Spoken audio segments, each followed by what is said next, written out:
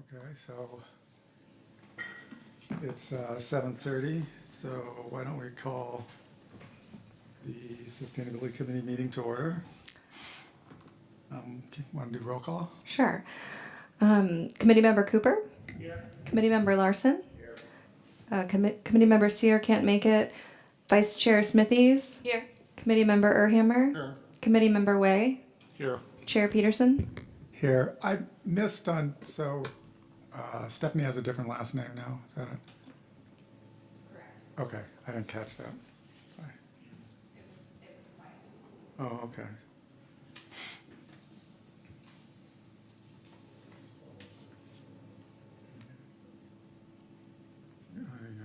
Okay, so next is the approval of minutes.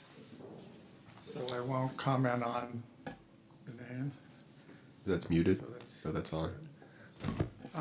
Anybody have any comments on the minutes? Yeah, on the CAP 2.0 subcommittee, the membership says in the minutes, Way, Cooper, and Smithies, and I think Smith was on the outreach, and I was on the CAP 2.0. Correct. Oh, okay. The other thing I was wondering is, so we'll pick that up. Anybody else have any comments? I have just one. That was it? That was on, was that under outreach subcommittees or discussion on new subcommittees? Yeah, here it was. Eric Cooper and Smithies, yeah, okay. Then the other thing I kind of wanted to get in there was on the 5-1, presentation regarding the community climate solutions. Didn't they mention what the costs were? I mean, I know you said and affordable, but I kind of like to get in there.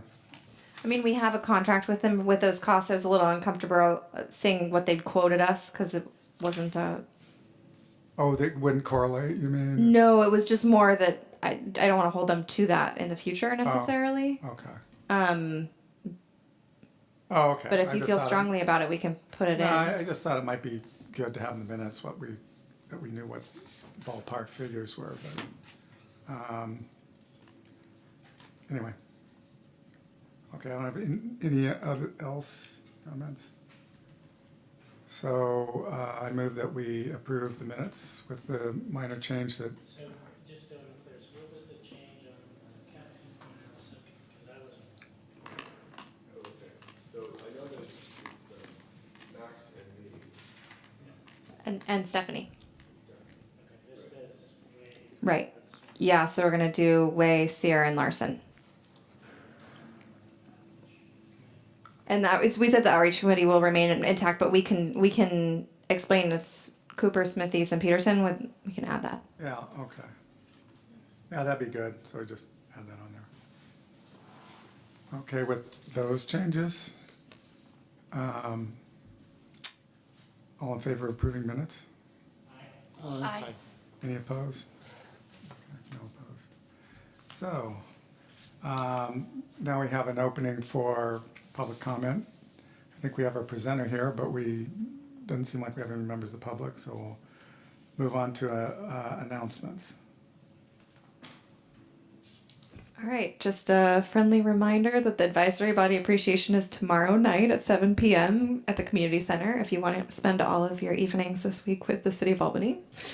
Upcoming sustainability events include this Saturday, October 20th, is a disaster preparedness class. We're including this on sustainability events because of the resilience aspect. The American Red Cross will be teaching a free 4-hour shelter fundamentals class at the senior center. There's a sunshare. El Cerrito had a sunshare workshop on Monday, and then there's one in Dublin on the 30th, and the last sunshares webinar is October 23rd. You can go to bayareasunshares.org/events to find out, to get the link to the webinar. The rec department takes a bit of a break between all of their September events. They call September Rec-tember. They're very busy. And the upcoming holidays. So there aren't there aren't as many events on our calendar this month. Electric vehicle charging stations, we're bringing 2 contracts to council at their first meeting in November for the purchase and the installation of 5 charge point charging stations at city facilities to be installed in November or December of this year. Just as a reminder, we got a Air District grant earlier this year for the installation of the stations. We had to our quotes came back more than we anticipated, so we had to go back and allocate some more funding. But they should be in by the end of the year. I had a little thing I wanted to put in at this point is I was surfing the web once, came across in England, they're starting to do this thing called light pole charge points. So there's electricity at the light poles, and they can put up, it's not very rapid charging, but for people who park there while they're at work or during the night, it's a great charge point. So that might be something, I don't think they're available in this country yet. So, were you with me when we had a conversation about this? I can't remember. There's a city who's doing this, and I can't remember which city it is. But what we've been told is it's not feasible for our light poles. But there is a pilot city, I believe, in this country, perhaps even in California, that was able to do it. It's not feasible, or Public Works doesn't want that to happen. I mean, there's doable. I mean, there's power. No, there. I think actually that, well, one thing is they're not our light poles, they're county light poles. Oh, okay. Depends on which light poles you're talking about, but we've been told by contractors that it's not feasible. In our conversations about pulling electricity from light poles for electric vehicle charging stations, that's the feedback we've been given. Well, But no, we can- this is a device that actually mounts onto the light pole, and just Perhaps taps into like a converter or Yeah, it something. isn't one of these charge stations. So anyway, I thought that was interesting. Yeah, I think looking at creative ways to get more electric vehicle charging in the city is really important. And one of Lizzie's projects this year, she has a couple electric vehicle projects I guess we could mention now. One is creating a policy for city vehicle fleet to be electric wherever possible, and doing some research on grants to get more electric vehicles at the city. We needed to wait for the charging stations to have that be feasible. So now that those are going in, we can look forward to that. And then also a possibility of looking at kind of a charging implementation plan for the entire city. So some of that is much of it is actually partnering with private entities, which we've tried to do for years relatively unsuccessfully, to get them to install chargers, because the majority of the lots in the city are not public. But there's also opportunities for looking at on-street charging, whether that's pulling from poles or installing chargers on, regular curb spots. Yeah, I'll send you a link. Anyway. Great. Yes, thank you. Claire, what's the date of the city council meeting? November, it's the first meeting in November, which will be the first Monday in November. The agenda's not out yet, so it's not official. But, okay, yes, it would be, the goal is to have it on the agenda November 5th, so the agenda would come out the Wednesday before.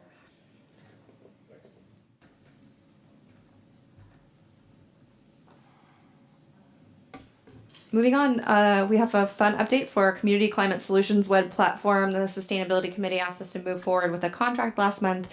We have a contract in place, and we're working on populating content for the site. We're meeting hopefully next week with Lisa to talk about next steps, and the hope is that we can have the site up and running before the holidays. So, Wow. no guarantees, but that's our goal. We And want it then maybe we can talk about this later, but just the rollout and the advertising of that and everything, is there any strategies that have come via the consultant or the vendor? We haven't talked about outreach yet for the site, but other than the city's standard media outlets, which actually are pretty successful at getting the word out, we'd love to lean on the outreach committee or ACAC or other groups that are interested in getting the word out. I think sometimes talking to your neighbors is the best way to get people to sign up for something like this too. I like the high school student project. I mean, we definitely want to tap into the middle and the high school students too. Yeah. Or even middle school. Okay, great, thanks. So, are there any comments? I guess we've sort of what's going on. If there's no public comments on any of the announcements, then let's move on to presentations. So I think we have North Lennox here. Good to see you again. Hi. And did you want to do any intro or, I think you can do your own intro. Yeah, you'll be better at it. Well, one thing I want to say is that I ran into, and maybe Max, I don't know if you want to run into this, when we were looking into the discussions around BDO and building assessments, we came across North Lennox's company, Green Bank, and I actually hired him to do a assessment on my mom's house, which was quite interesting. And what intrigued me was he would take it a little further and also advise on what it would take to make the house carbon neutral, essentially, and look at those kind of changes and give ballpark figures. So I thought it was good. Also, he's done a lot of research on, has done a lot of these assessments in Berkeley mainly, I think. And maybe, why don't I just turn it over to you? So that, Max, did you want to say anything more about? I just wanted to go back for a moment. Nick, do you want to just ask if there are any other announcements, or if any of the committee? Oh, I thought we were doing, yeah. Announcements. Sorry. Okay, let's hold your horses there, North. Does anybody have any other announcements? Sounds like you might have one, Matt. I do. So I just wanted Sorry. to highlight to everyone, IPCC just released a new report, I think a few weeks ago. I believe it was after our last meeting. I'm not 100% sure.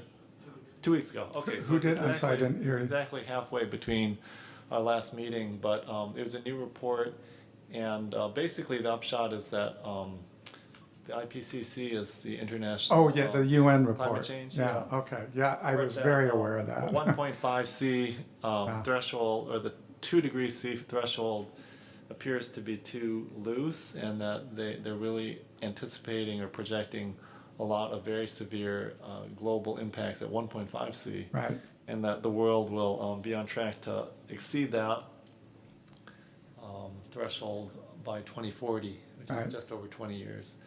And that we have something of the order of 12 years to try to I heard sharply 10, cut. yeah. So 10. Yeah.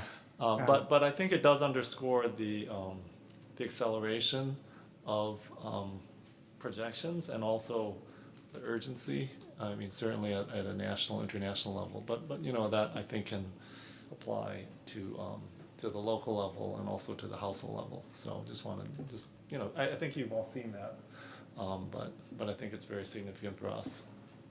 Yeah. Anyone else have comments on that? I think that's it. Thank you for bringing that up, Max. I think it was almost devastating, especially in the context of where we are as a nation. But anyway, moving right along to maybe some positive approaches to that. Again, that sort of underscores the urgency of what we can do and rapidity with which we can do it and have some kind of impact. So maybe underneath that, you can hear what you have to say. We're working on it. Okay. Every day. Thank you very much, Nick, for inviting me to present in front of the Sustainability Committee, and Max too, and Claire for giving me sort of the background on all the great work that the Sustainability Committee has already done in this area. I put together a somewhat long presentation, but I intended to be interactive, so I don't mean to overwhelm you with information. Just a little bit of background about me. I've sort of come from an unconventional pathway into this. I actually went to business school and got an MBA and worked for years as an investment analyst in New York, and became really interested in renewable energy and the opportunity to make improvements in energy efficiency in particular. Because often investments in energy efficiency have a really short payback period, one that as an institutional investor you'd be very interested in making that kind of investment that had a quick payback. So energy efficiency and improving energy efficiency has enormous potential, and that kind of led me to working with the Home Energy Score. Obviously New York doesn't have any single family buildings, they have all tall buildings, and so originally when I started working with this, I was invited by Green Mountain Power, which is the largest utility in Vermont, to go work in Vermont, and very quickly became the sort of the most active home energy score assessor in Vermont, which was last year. And then I decided really to move to California to mostly because of the Berkeley program, which requires the home energy score at time of sale, which was the first city in the United States to do that. So turning right over to Albany, this is basically some data that comes out of the KALB 1.0, which is that buildings are responsible for 2/3 of the city's greenhouse gas emissions, and a significant amount of the houses here were built before Title 24, so they didn't really have to pass through an energy efficiency standard, and many of them, you know, are in need of improvement. And so a proactive strategy is really required to catalyze that improvement. And I know that the committee has had experience with the home energy score before, both with the BETO and then the 20 score pilot. And really, I'm just trying to help maybe provide a broader data set and to sort of reignite that conversation based on the over 100 home energy scores that I've done in this area, and to share some of the lessons learned and sort of the changes in approach that I've made to try to make the home energy score the most effective that it could be. So Sorry. yeah. One comment there, North, is per the 2015 staff greenhouse gas emissions inventory, the fraction of Albany buildings is actually much lower than 2/3 of the city's greenhouse gas emissions. Oh, okay. And that could be because the methodology changed in the most recent update from, I believe, Stop Waste. Correct me if I'm wrong, Claire.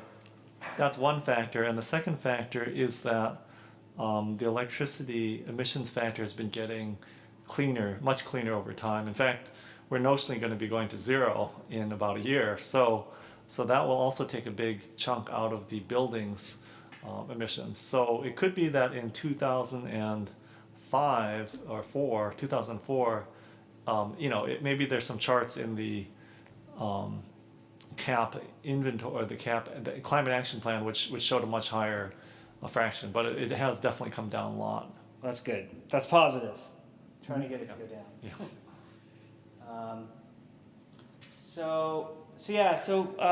We've done over 100 of these home energy scores, and the data that we collected for those scores has gone into a database that basically allows us to basically analyze that data and to display it in a number of different ways. So this is just a map of the 100 home energy scores. Most of them are concentrated in the Berkeley area, but there have been a few in the other cities in the Bay Area. The sort of average score is 4.7, but there's a range from 1 to 10. I think you're sort of familiar with that. And the carbon impact of buildings it's not determined by the house size. There's a lot of people who think that, oh, well, if you have a big house, it's going to have a big carbon impact. And really the design of the house and the equipment that's used in the house have a significant impact. It's not just about how big the house is. Attic insulation is really less than the recommended level of R30 at almost a majority of the homes, and there are even a lot of homes in the Bay Area that have no insulation whatsoever. Just going back to that, could you sort of explain that? So going from left to right, that's the number of homes that had, so inadequate is on the left, and Yeah, it's just basically this is a graph of the number of homes and then the insulation levels, starting with R0 on the left and going to R60 actually all the way on the right. And so it shows that a majority of the homes have no attic insulation, or not a majority of the homes, but a large percentage. a large percentage of the homes have no attic insulation. And most of them don't have the recommended. This is sort of the recommended level of where the Bay Area, in terms of the guidelines, this is where we want people to be, and this is, almost 87% of the homes are below that level. Wow. So I had a little question, maybe you can talk about, so the sampling you got, you had everything from newer homes to older homes to remodeled homes to everything. Yeah, it's really been a mix because of the Berkeley legislation, which requires it at time of sale. It's the whole gamut of homes basically that are represented there. That's a larger sample than 20, Yeah, which is what we exactly. did, so it's interesting to see. So similarly with wall insulation, 67% of the homes that I looked at don't have any wall insulation, Yeah. and so that obviously has a big impact. Floor insulation is rare too. I think you're picking up on a trend here. So generally, homes are under insulated to what we would like to see. Similarly, the equipment that's installed in buildings today in the Bay Area is almost entirely gas. It's almost entirely dependent on gas, which is really surprising given that in this climate zone, it's relatively moderate temperatures and solar is so abundant. It was really shocking to me not to find any homes that are all electric in this sample size, especially since when I was in Vermont, I did find homes that the predominance of finding homes with heat pumps in Vermont was far higher than here, which really sort of shocked me as to why that would be the case. Because gas is cheap. Gas is cheap. It's cheap. There's no air conditioning in the Bay Area, or very little. Yeah, Mm-hmm. So that's why. Yeah. So this is sort of the spread on water heaters, and kind of the recommendation is that you replace water heaters every 10 years. That's around the expected life, and 44% of the 100 homes had water heaters that were older than 10 years. So very close to sort of their replacement date, and of course, water heaters. Most of these water heaters are storage water heaters. About 2/3 are storage water heaters. 1/3 are tankless. And I didn't find any heat pump water heaters, but heat pump water heaters, as you probably know, have sort of enormous potential because they're so much more efficient than gas. And so even though gas is relatively inexpensive compared to electricity, heat pump water heaters are sort of in a the performance is so much better that they're pretty compelling. And the East Bay Energy Watch got some funding available to provide a rebate of $1,500 for heat pump water heaters to try to incentivize people to install them as a replacement for gas storage water heaters. And we partnered with them to basically then go through the data. Since we'd done these 100 home energy scores, we knew which homes had old gas storage water heaters and who would potentially be potential customers and recipients of this $1,500 rebate to install a heat pump water heater. administered by, it's not administered by PG&E. It's not, no. Who's it administered? I'm not sure. Martin Bond is, do you know Martin Bond at all? CESC, Yeah. Community Energy Services Corporation. It's a nonprofit in Berkeley. Yes, exactly.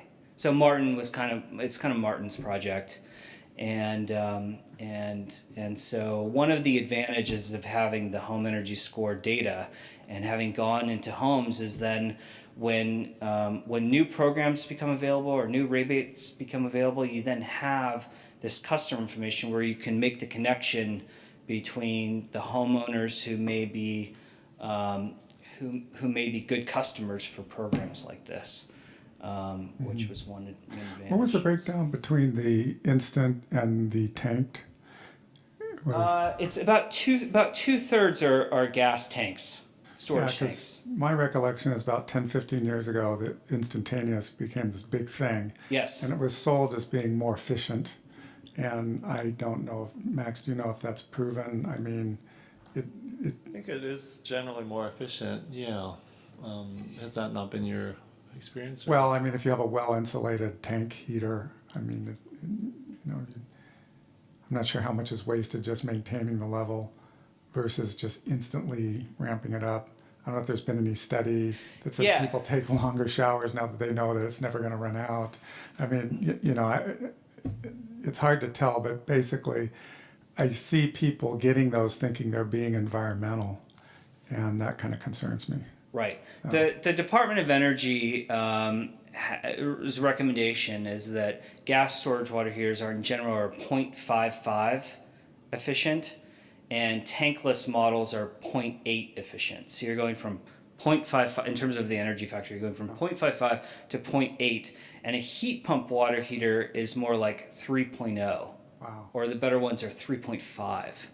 So it's an order of magnitude, really, in terms of performance. And that's because instead of taking gas and then combusting it, you're able to draw heat from the ambient air using the heat pump technology. So you're kind of getting the heat for free, if you think of it that way, rather than having to combust. So heat pump water heaters have enormous potential, and Berkeley has a page on their website, and they're really trying to encourage people to switch to heat pump water heaters. The biggest problem is that people don't really pay attention to their water heaters until they break, and then their impulse is just to be like, well, just replace whatever I have, just replace it. Give me a low cost version of what I already have.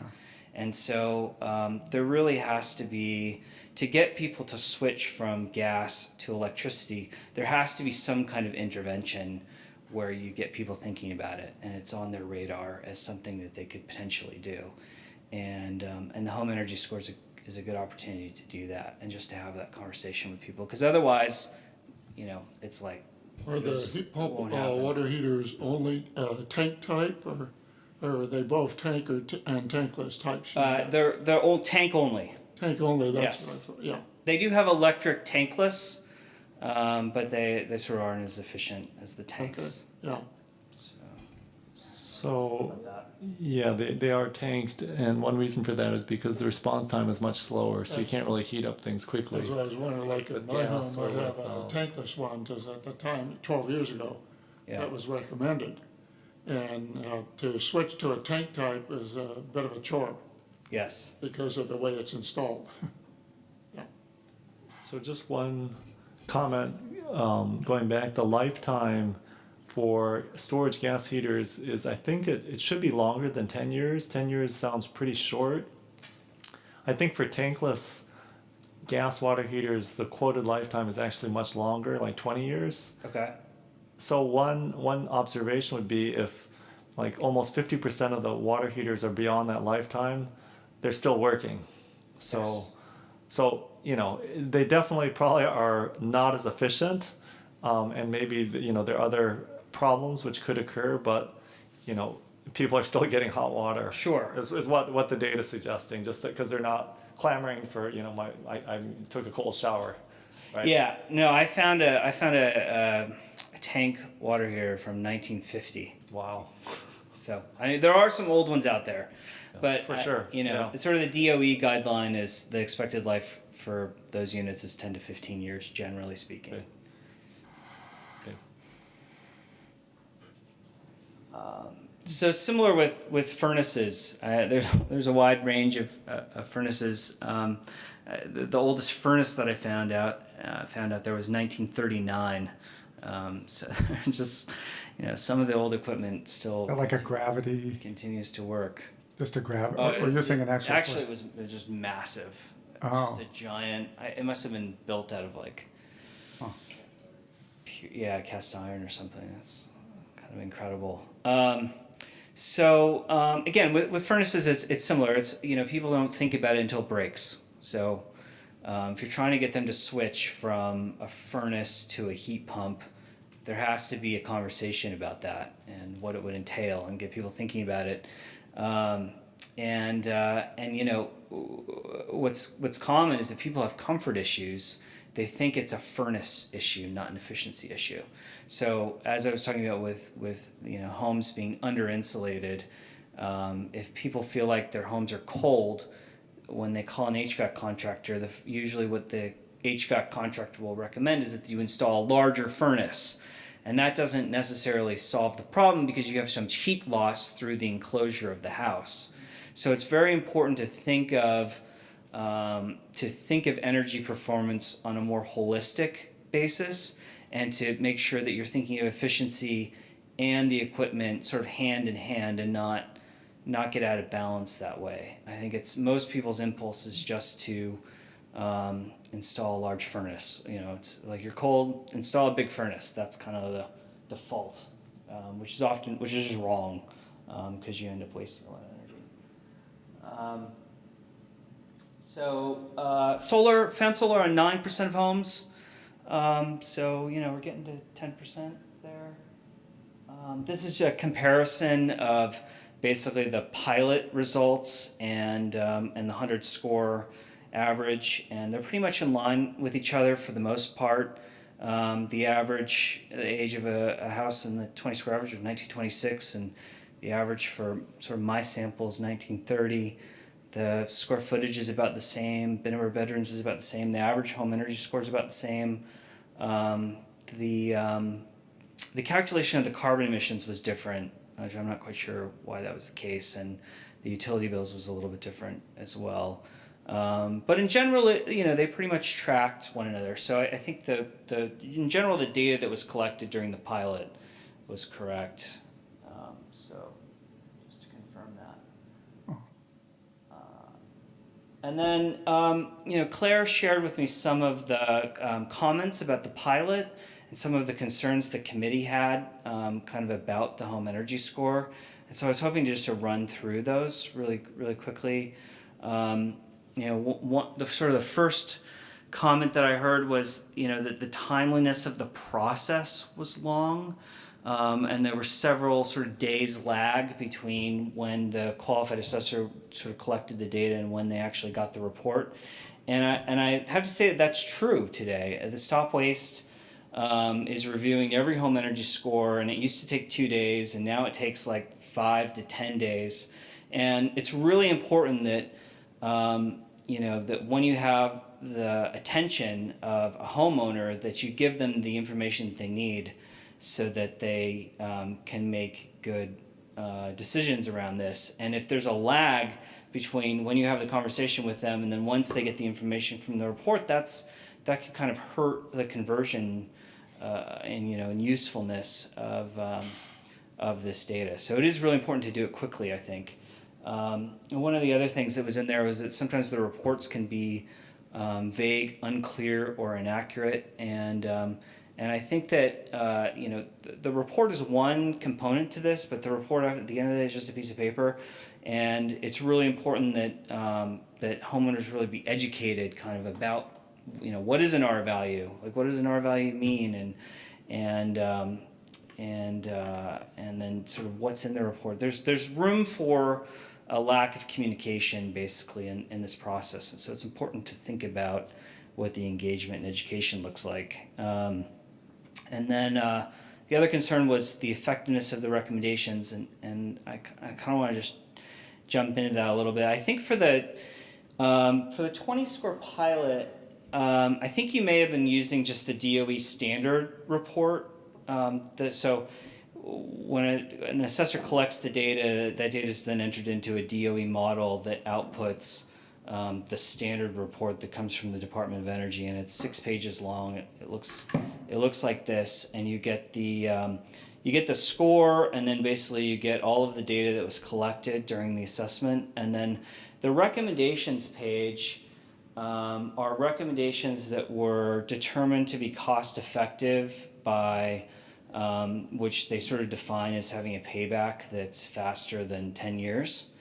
In the Bay Area, we actually don't use that recommendations page because the energy input information is different, and we want to provide recommendations that are more comprehensive than just a 10-year payback, because people should do more work than that, but also because there's rebate support that goes to pay for a lot of different improvements. And so the recommendations page for the standard report really isn't used in the Bay Area. And instead, there's sort of a separate recommendations page. I don't know if have you seen this output? I don't know if the 20 score pilot was using this. This looks familiar to me. It does look familiar. Okay, so the advantage of this is that you get energy information that's more specific to the Bay Area, and it gives you a breakdown of electricity use versus gas, which is not in the standard report, and it also calculates the carbon footprint of the house, which is really important information. And the recommendations can be much more broad. There's basically the assessor has a lot more leeway in terms of what they recommend. There's no fuel switching mandate. Like Top Waste doesn't say, you have to recommend, electric solutions versus gas, although they probably should. But depending on what the assessor wants to do, they can certainly take that approach.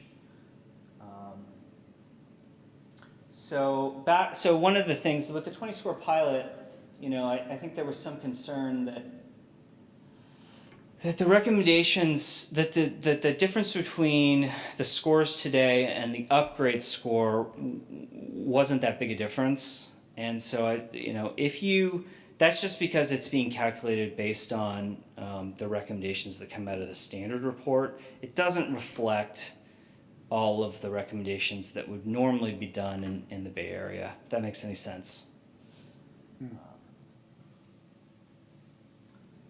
then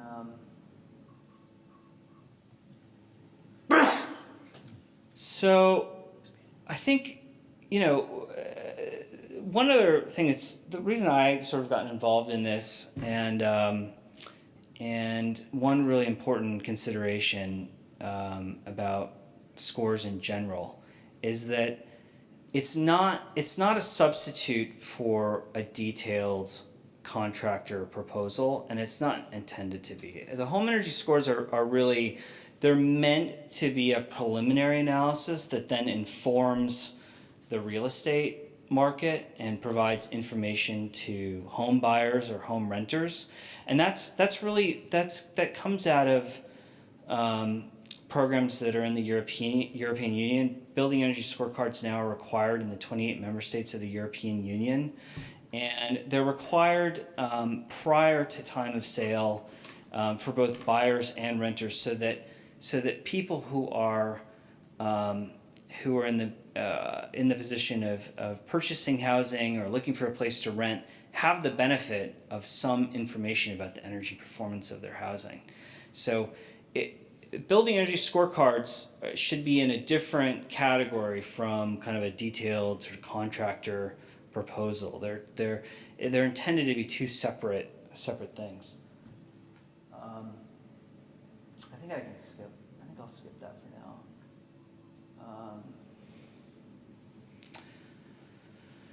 So I think that the biggest lessons learned really from doing these 100 scores is that the awareness about building energy performance and the opportunity in energy efficiency is really low. I mean, most of the people who I have talked to in the Bay Area who generally are interested in climate change and want to do the right thing don't really connect the fact that the buildings that they're living in are part of the problem, and that there are actions that they can take that can change their carbon footprint. It's strange how you'd be surprised. Like when I talked to Max has obviously been thinking about this for a long time, so he's like way ahead of the curve. But if you go talk to the average Berkeley resident or average Albany resident, I'm sure is similar. It's like it's new information. Most people just have not made the connection between building performance and climate change.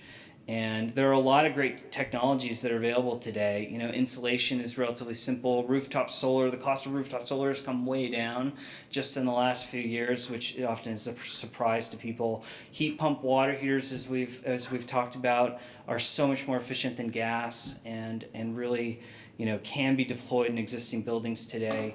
Heat pumps work fantastically well, much better than they did, not that long ago. And so there are all these great technologies that can be deployed in buildings to help reduce our carbon footprint, and they're really just not. They're not being utilized. So it's really important to get the word out about those and to have a structure in place to educate the public really about these technologies. I had kind of thought on that. One thing I know is a lot of times people remodel their home, or they'll go to an authority, right, like an architect or a contractor, and they'll say, well, what do I do? And I don't know if the training there has, you'd think with architects and contractors there'd be more of that, but they tend to be in this world of first cost low, keep things low because everyone, the cost of construction is so high. So you tend to, I know every house I've seen going around me do a new floor, they always put in a new gas-fired furnace. Nobody puts in a heat pump anything. And then they all do the instantaneous gas heater, which is seen as the latest, greatest, and most wonderful environmental way to go. So I think there's also a real need to train designers and builders who are the authorities that really the homeowners are going to. Yes. I mean, they really don't see the city as an authority on that. And I think we've talked about in this group, if we really need to do an outreach to builders and designers and say, and one way we can do it is through these codes where we require a higher performance or something like that. And that's something we've kind of kicked around. But I don't know if it's coming up fast enough in this area in the codes where, I mean, certainly with things like LED lighting and all that, but with fuel switching is like the big bugaboo, especially here, because, as Tom said, gas cheap is still kind of cheap, and the idea that you would heat your house, if you said electricity, people would think electric resistance heating, and that's really inefficient and expensive. So, plus it doesn't really make sense unless you tie in solar. Kind of makes it a little bit better. But anyway, I wonder if I know you've made some connections with builders. Is that something you've sort of pursued, is trying to get the industry to sort of look at this more and drive it on their own, or at least make recommendations on it? Yeah, I think architects today are still kind of stuck in their ways, stuck in the past. Yeah. Even today here. I think starting in 2020, 2021, when solar is mandated on buildings, that's going to change the way architects think about buildings, because you're going to have a source of freely available electrons sitting on the roof. So it makes a lot of sense then to electrify all the equipment in the building. I think that's really going to be the tipping point when architects, builders start doing things in a different way and realize the benefits of electric equipment, but it's not there yet. No. Yeah, well, and the other things you see, they all throw these big wolf ranges in, that are just gas hogs and everything, and it's combustion air in your home. It's just terrible. But people think that's the technology that should be used. So I think there's a huge need for training and education in that area. Right. If properly deployed, what the home energy score should do is to measure the carbon footprint of every individual. It's meant to measure the carbon footprint of the building. And then the score is intended to be a relative ranking of the carbon footprint of those buildings relative to each other. And then the ranking is supposed to be assigned to people who are buying a house, renting a house, using a house in any way, to start to incorporate, okay, what's the carbon footprint of this house? And if I'm an environmentally conscious person, don't I want to live in a house that has a low carbon footprint relative to other homes? When properly deployed, that's what the home energy score is intended to do. And it's supposed to also inform the real estate community so that they're able to talk about energy performance. And that, because right now, when realtors, the advice of realtors is often, don't worry about energy, renovate your kitchen or renovate your bathroom, because that's what really sells. That's what's going to show up in the real estate photos is, this house has really been improved. And so you need a standardized methodology to be able to tell the story of the energy performance of the house. And so that's kind of what the home energy score should do. Berkeley was first in the country to have a mandatory home energy score, but in order to get it passed, the real estate community is always the group that pushes back against energy assessments because they don't want anything to interfere with closing, and so they push back very hard against that. So in order for Berkeley to get the home energy score, the BSO passed, they put in this 12-month deferral so that sellers wouldn't have to get it done. Instead, buyers would have to get it done. And it was a compromise that they made because they had to make it, and it was first in the country, so it was like just sort of something they did. But it didn't, because of that, it doesn't really work the way it's supposed to work. This is just a diagram. So this is the Berkeley BSO program. So you have a home. Let's say you're going to have a home that's going to market, and the seller owns the home. The seller, because of the deferral, they're like, we're not going to do that energy assessment thing. We're going to not do it. And so they wait until after the home sells, and then the buyer has to get the home energy score. And so it's just that's the way it evolved in Berkeley. Portland, which made home energy scores mandatory starting in 2018, actually did it where the home energy score is required before you can do any kind of advertising of the house. So even if you put a for sale sign, in your yard, you have to have done the home energy score and you have to disclose it. And so that then they created this green button where basically realtors can push this green button and then it distributes the home energy score through the MLS. And anytime you're looking at a real estate ad in Portland, you'll see the home energy score in there. And that allows the home energy score to work the way it was intended, sort of similar to a walk score, where as someone who's looking to buy a place, you can have some sense of what the energy performance is. And, a home with a 1 obviously is not as good as a home that has a 10. So it becomes part of the and that's really how these 28, EU member states, that's how their building energy scorecard programs work as well. When did you say the Portland thing went into effect? January 1st, 2018. This year. Yeah, just this year. Do they have any data as to what kind of impact the HES has? So because they just launched, they want to wait 2 to 3 years before they make any conclusions about share any data on what the conversion rate has been in terms of catalyzing projects. Well, I guess it's often a question that comes up. I guess the question I have is, I can't believe that realtors aren't organized in a political clout in Portland or less than in Berkeley, but it seems kind of interesting that Berkeley would roll over. And I mean, when you look at this, it's we're selling $1 million homes and it's $250 cost. Yeah, exactly. And it doesn't take all that long. I mean, it's just this ridiculous, stupid thing that happened. I don't even know why Berkeley went along with it. But we've kind of been hit with that too. There's this big hand wringing by real estate agents that, oh, you're mucking up the system, and It's nice to hear you say that, given how hard it's been to get anything done here. well, that's because people keep saying, oh, we can't do it. No, it doesn't. I'm saying that we're falling all over ourselves trying to prove to people that this won't be a problem, but nobody's agreeing to that, so just kick down the road. I mean, Max could speak endlessly on this. So, we did the pilot to evaluate whether, I guess the idea was we would take that information into city council and say, see, it's worth doing, but we had this concern that we didn't know if it was worth doing.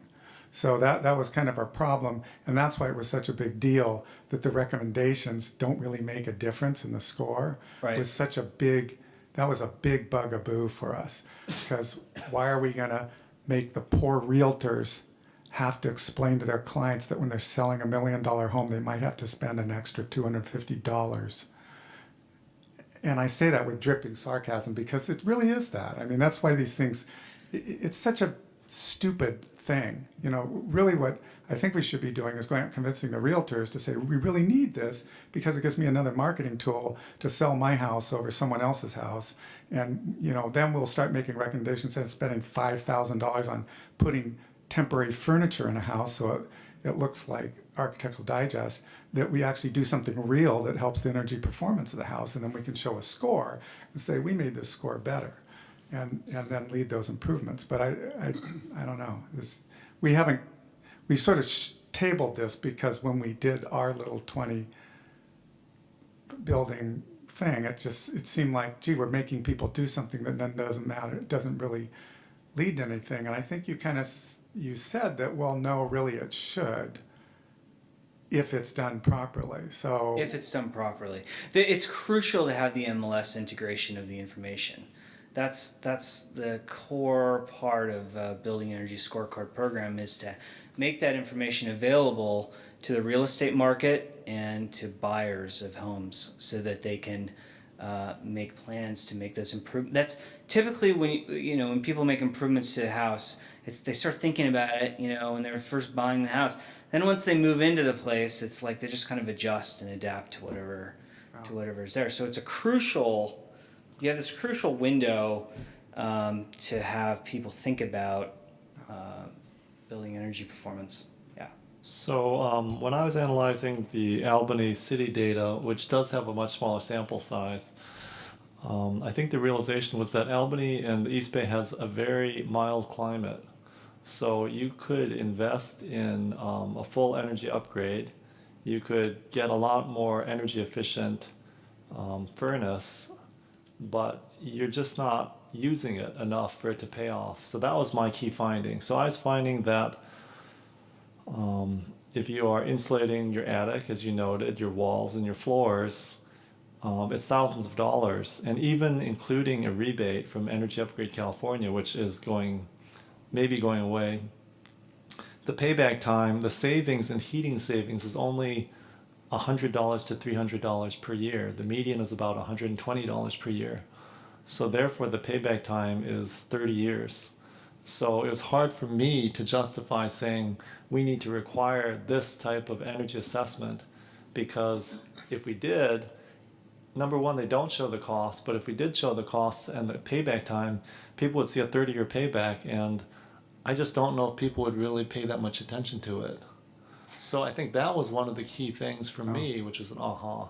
So my question to you, North, is, do you disagree with that? Do you think that it really does pay off in 8 years or whatever, 11 years or 15 years? Because to me, it just, and I think it's just a fact of our climate that we don't run these things.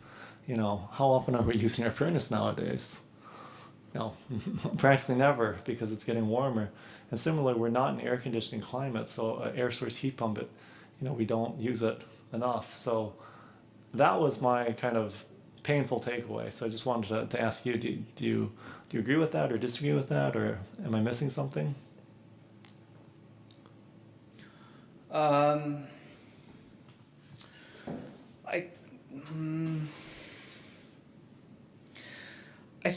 I think that there's a lot of different houses out there, and so I think that it's tough to generalize what the return is across all of them, because the average is going to look a lot different than what it does on an individual basis, and at least from my perspective, and I have a slide on this in the back, is that if you have a home that has no attic insulation and there's clear access to add insulation, it does not cost. It's only going to cost you a couple $1,000s to add attic insulation to the house. But then how much will you save from that? Do you have a number? Will you save Yeah. $50 a year, $10 a year?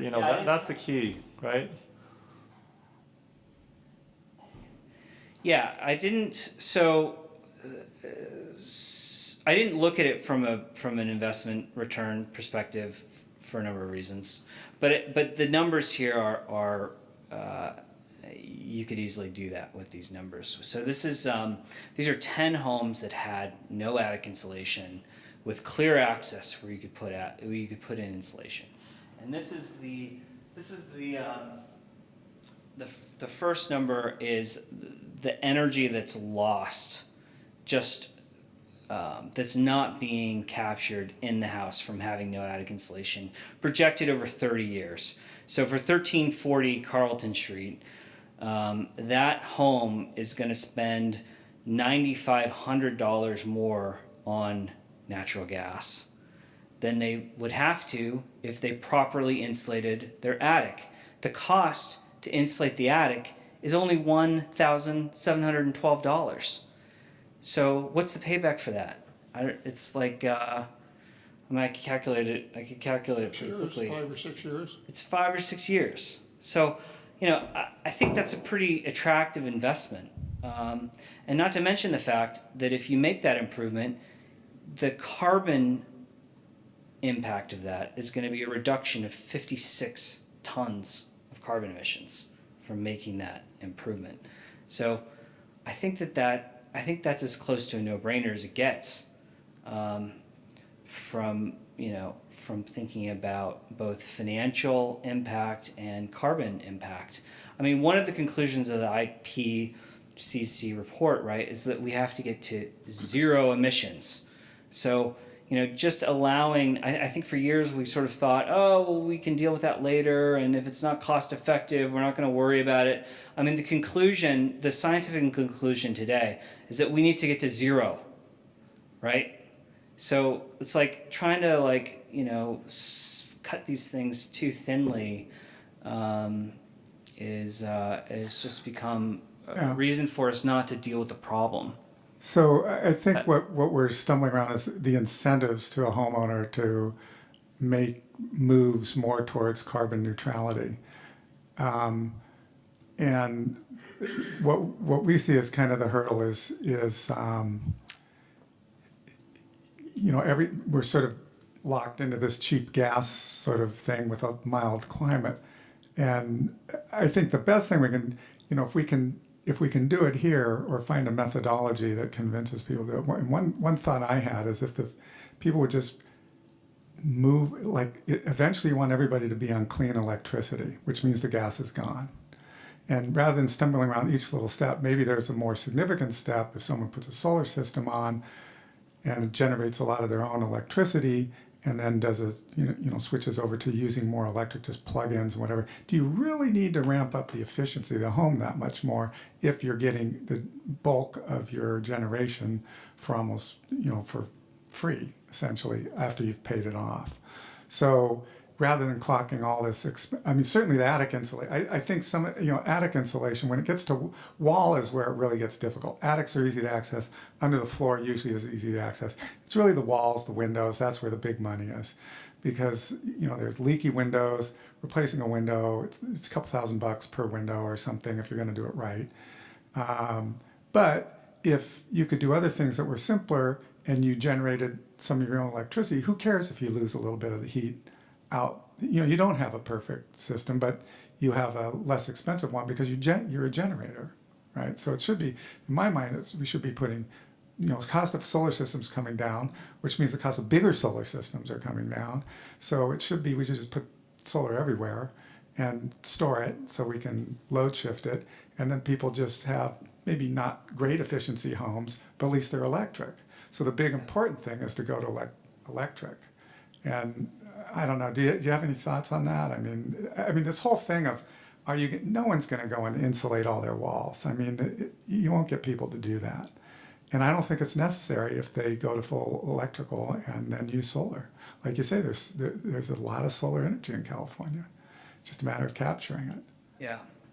One of the things is that when people think about something that they want to do that's positive, they often think solar, and then they'll put solar on the roof. But because the space heating and the water heating needs are both dependent on gas, you're really only offsetting like 50% of the energy use of the building by adding solar, and they size it that way because they say, oh well, you're size it to your electricity load today, but that's really if you aren't installing solar to the maximum size of your rooftop, it's like you're leaving money on the table because that solar array could be powering so many more things in your house. It could be powering the water heating and the space heating and Well, and it's I really think- important to think of it holistically when you're Right, and I think there's arguments there. I mean, when you go to PG&E, they say you can say no. I'm on, and that's what's really good about our community. I keep forgetting the name of it. What is it called again? East Bay Community Energy? Is that what you're talking about? No, not East Bay Community. Our Or website. Community that we're Climate putting- Solutions. Community Climate Solutions will allow people to put together a plan for going from where they are now at a high carbon footprint to zero carbon footprint. So they'll have this plan. I'm going to do X, Y, Z. I may not be able to afford it for a while, but they can go and argue and say, hey, I need this electrical production because I'm going to go to an all electric house at some point. Plus, I'm going to have an electrical vehicle. When I did that with my own solar system, I said, I'm going to get an electric vehicle. I didn't have one. But that way, I was able to increase, or my installer was able to tell PG, no, I'm not going to be tied to just 6 little panels up there, grid tied. Then I'm going to have 12, and I'm going to have a vehicle.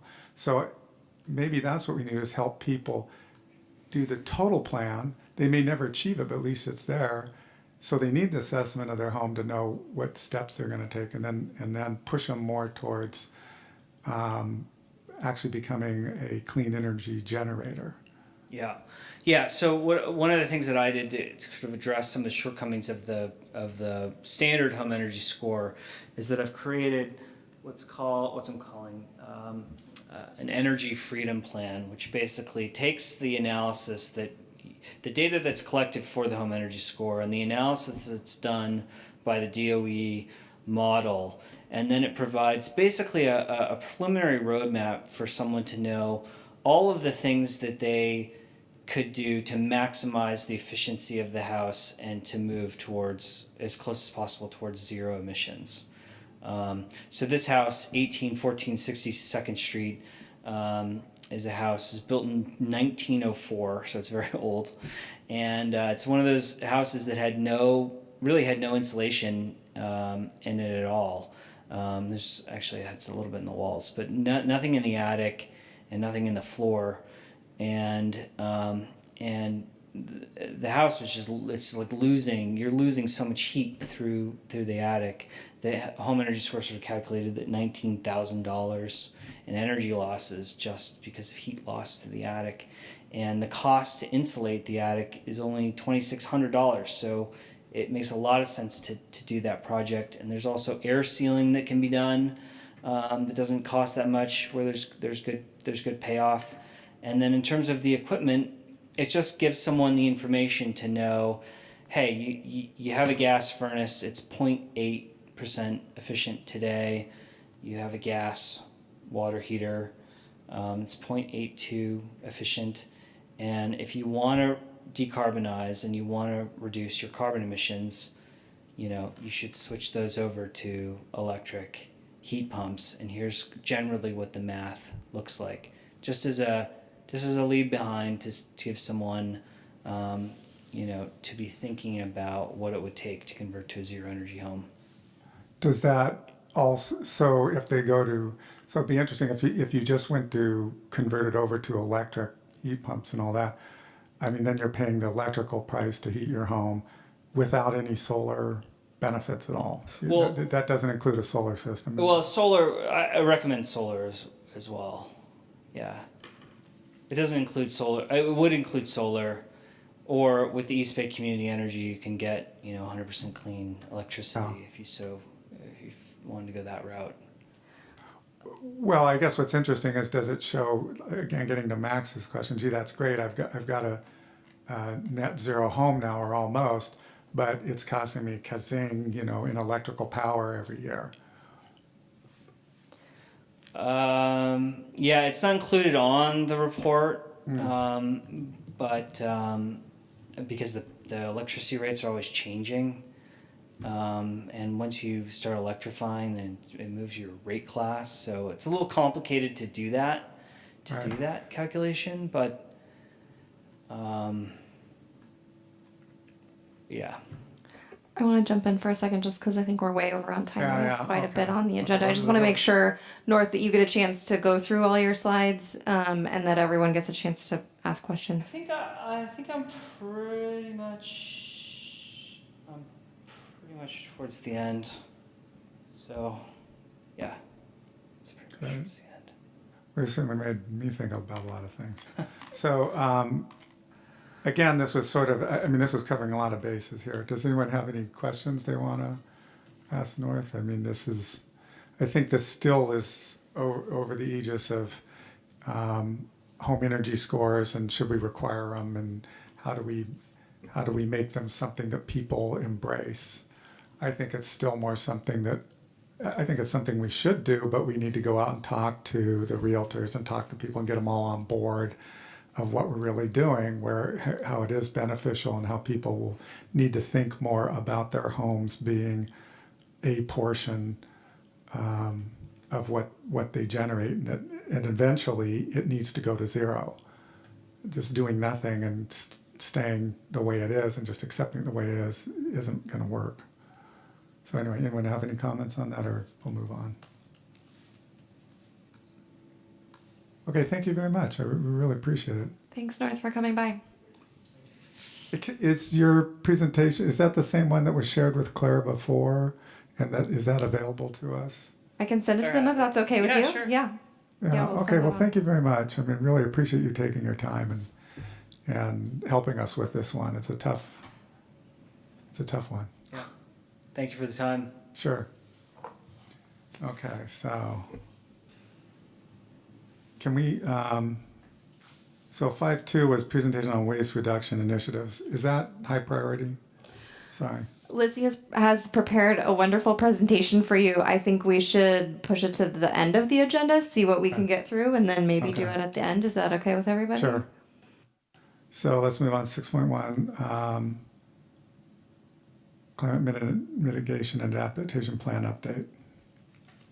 All right, so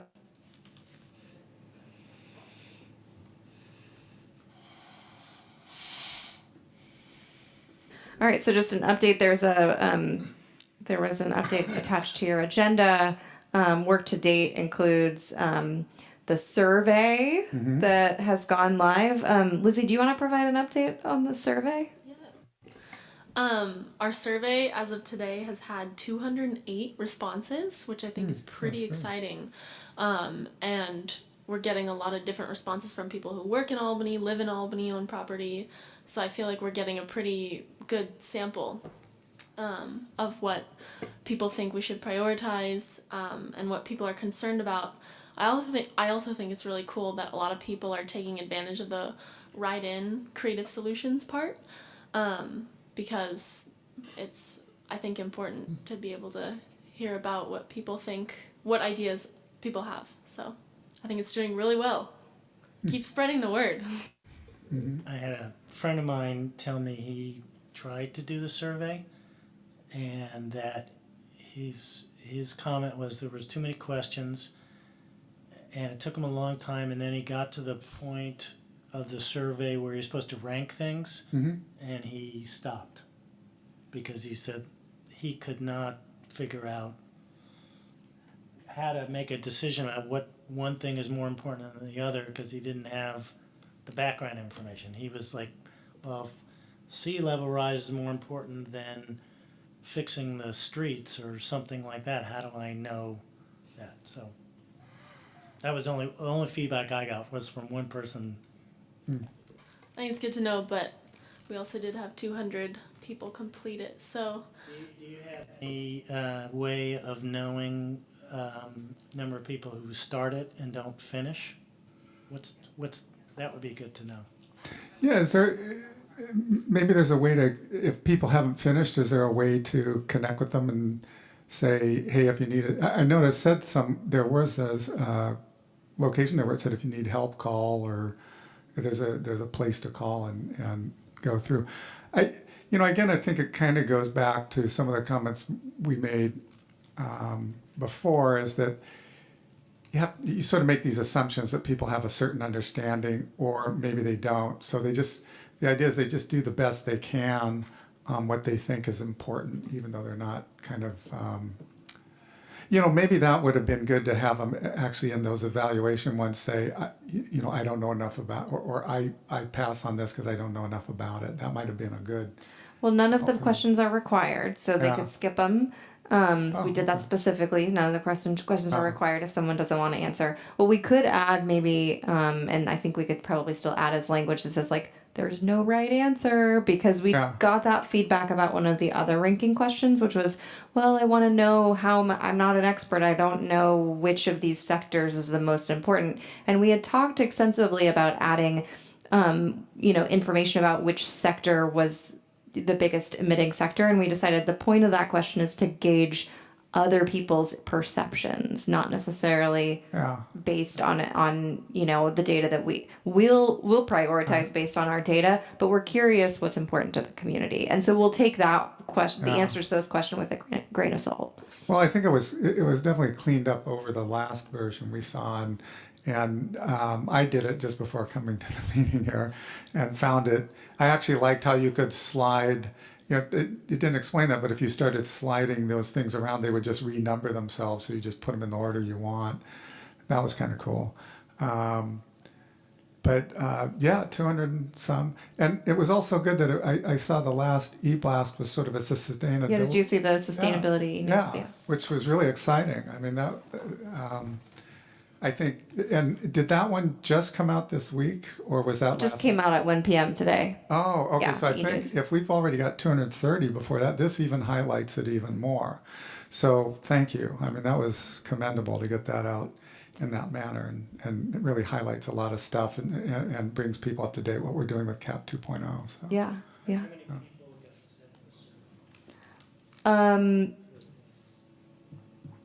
We have 800 subscribers to eNews, I think.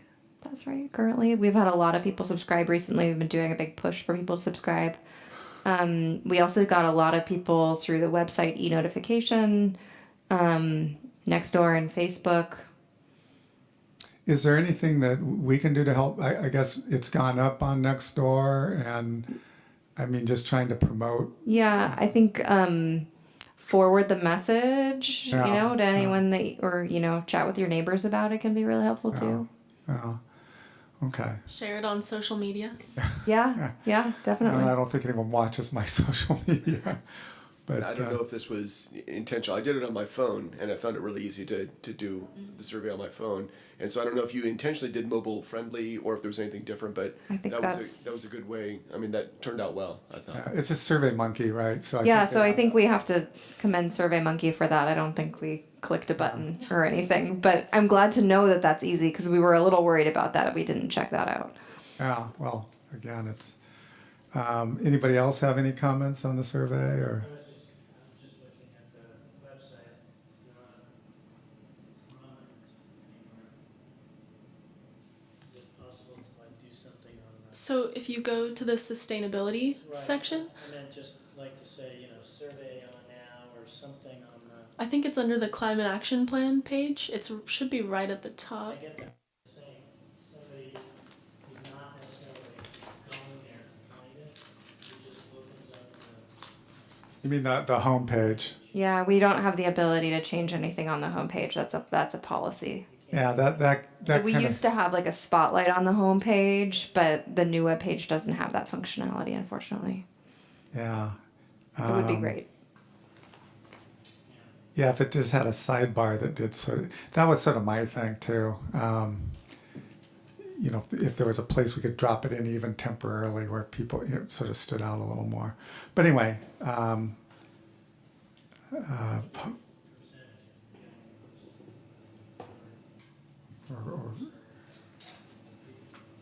Well, it just went out into the e-news today for the first time. Yeah, So, so I the think 200 that doesn't barely even includes any e-news subscribers. I mean, So- people may subscribe to other things too. so the e-blast only goes out to 800.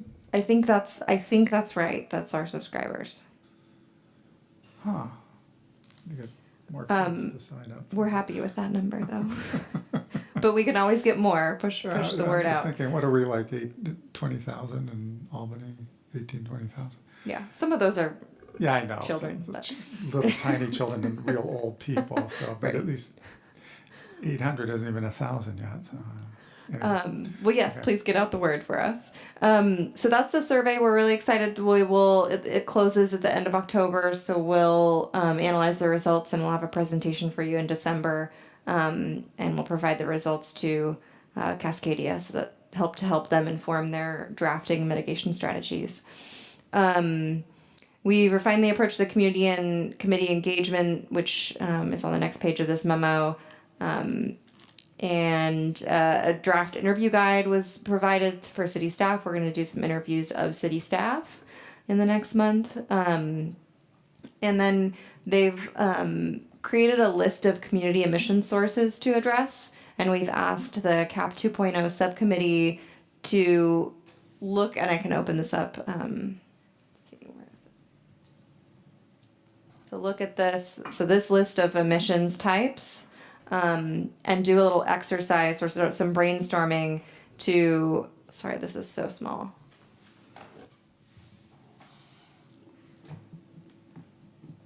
Oh, that's good.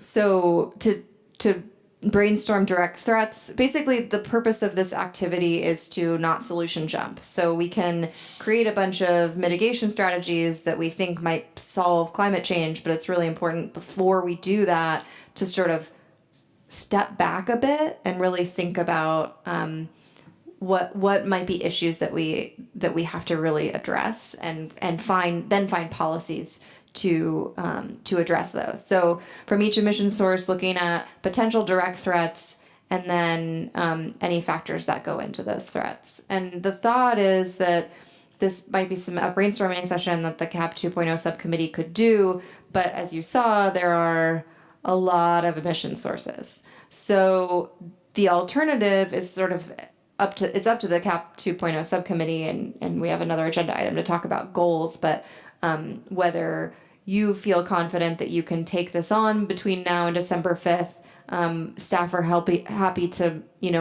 come to a meeting to help brainstorm, or if the committee wants to break up into more subcommittees for the month to take on a certain sector or something. So they need the input back by what was you said? Well, so the plan was that the subcommittee or subcommittees would come back to the full committee on December 5th to discuss as a full committee the results of this brainstorming process, so that we can then share with Cascadia.